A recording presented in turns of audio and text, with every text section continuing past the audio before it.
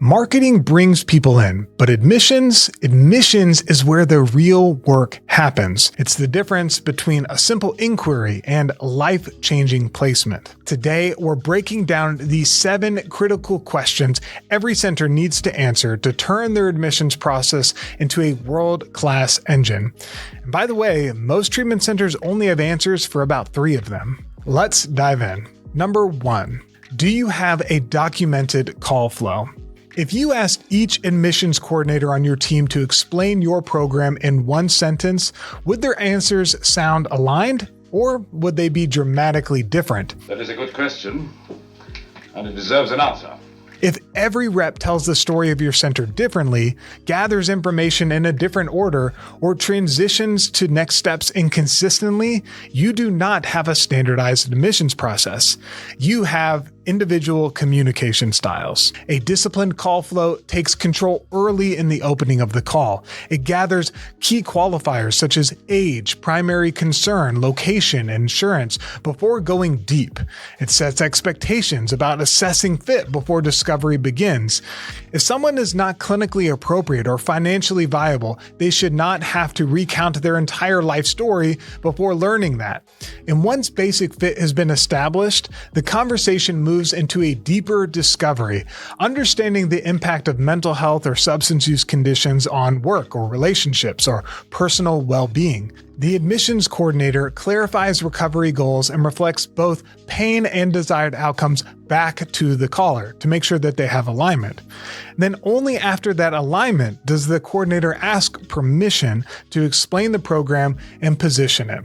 The close is not a hard sell. It is a confident move to the next clinical step, such as insurance verification or confidential pre-screen. And when implemented correctly, a call flow does more than improve conversion. It creates the most likely outcome that someone takes a meaningful step toward treatment. If your team cannot articulate the same structured path from open to close, this is the first system to tighten. If you'd like a starting point, we have published an example for a behavioral health call flow template that you can find in the description of this video, and then you can use it and adapt it with your own treatment center and admissions team. Number 2, what is your true answer rate? High-performing healthcare and behavioral health call centers typically strive for an answer rate between 90 and 95% or higher during business hours. World-class teams often operate at 95% or above. And if your answer rate is below 85%, there is likely meaningful revenue leakage. Now, before improving your answer rate, you need to calculate it clearly. Answer rate equals your total calls answered live divided by the total amount of inbound calls times 100. People seeking treatment often call multiple centers within a short window, and the first center to answer and build trust frequently earns the admission. If calls are consistently missed, conversion will suffer regardless of marketing strength. Number 3, what happens when you miss a call? Even elite admissions teams will miss calls during peak volume. Shift changes, lunch breaks, or after-hours windows, they happen. The question is not whether misses happen, it's whether there's a structured recovery system in place to catch them immediately. One layer of protection is speed to response automation. When a call is missed or a form is submitted, an automated text can be triggered within 60 seconds through a CRM integration. This message just lets the prospective patient know or loved one that someone will be reaching out to them within the next 5 minutes and ask them to stay available. That simple touchpoint reduces the likelihood that they continue calling other providers because they now expect a prompt follow-up. Another highly effective safeguard is partnering with a dedicated overflow provider like Rollover Rep. Rollover Rep is a specialized behavioral health answering and admissions support service designed specifically for treatment centers.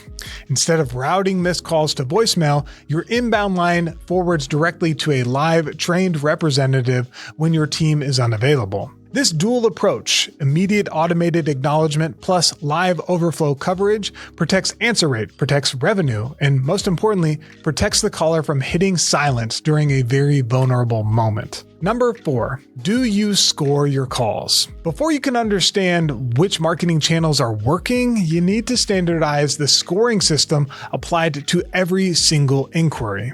The 1 through 3 qualification model becomes essential. Every inbound call or form submission should be scored using the same 3 criteria. Payment eligibility.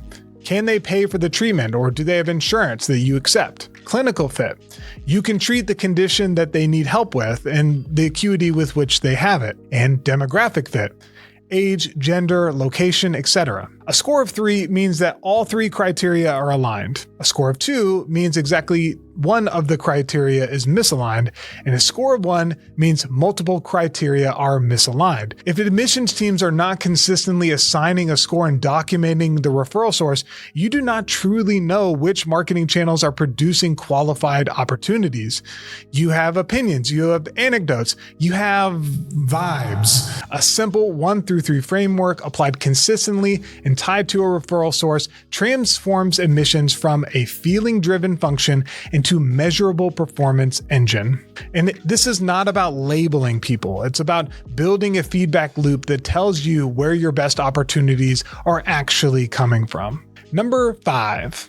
How fast do you respond to form submissions and VOBs? High-performing behavioral health admissions teams strive to make first contact within 5 minutes or less during business hours for form submissions and VOBs. Response times beyond that begin to see measurable drops in connection rates. If submissions come in after hours, there should be an immediate automated text response within 30 seconds, followed by a live outreach attempt first thing in the morning, ideally within the first 15 minutes of opening. Speed is not about pressure, it's about meeting urgency with presence. Number 6.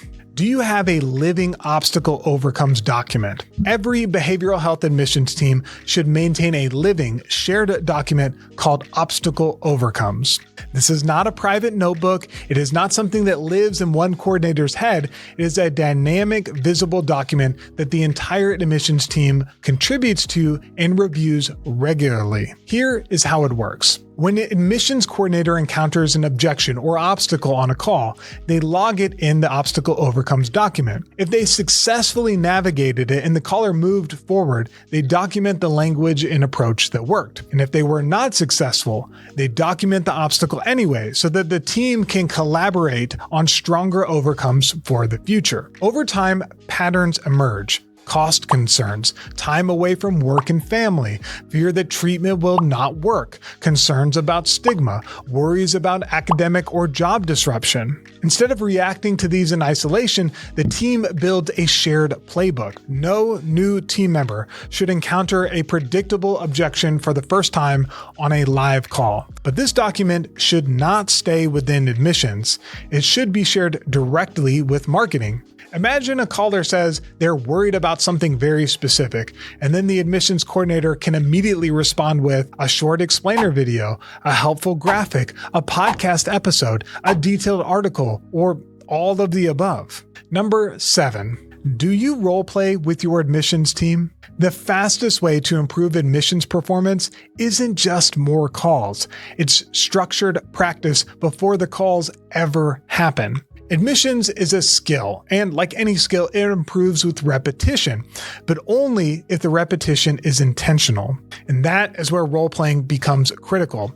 Top performing teams don't wait for real calls to train. They simulate them. They practice high emotional conversations, common objections, deep discovery, confident closes, and they don't just run through it. They use a standardized call flow to score and to provide performance feedback. Instead of vague feedback like "that was good" or "dig deeper," teams can evaluate specific parts of the call. The open and control. the qualification, discovery depth, alignment, program presentation, objection handling. Each of those areas is scored, making it clear where improvement is actually needed. AI roleplay tools can take this even further. Platforms like Time Machine allow you to simulate real conversations, practice difficult scenarios, get immediate feedback, and then repeat without risk. AI does not replace coaching, it scales it. Before increasing marketing spend, every behavioral health center should ask a harder question. Is our admissions team's system structured enough to turn opportunity into measurable performance? Do we have a documented call flow that standardizes every caller's experience? A 90 to 95% answer rate supported by overflow protection with something like rollover rep? A 1 through 3 scoring system tied to referral source so that we know which channels are actually producing qualified leads, a clear 5-minute response benchmark for form submissions, a living obstacle overcomes document that strengthens both admissions training and marketing content, a standardized rubric that removes subjectivity from coaching, and AI role-playing tools that allow reps to practice before they ever go live. If the answer is no to any of these, the issue is not traffic, it is infrastructure. And if you want to learn more about how Recovery.com can help you reach more clients, then check out the link in the description box to get connected today. We'll see you on the next video.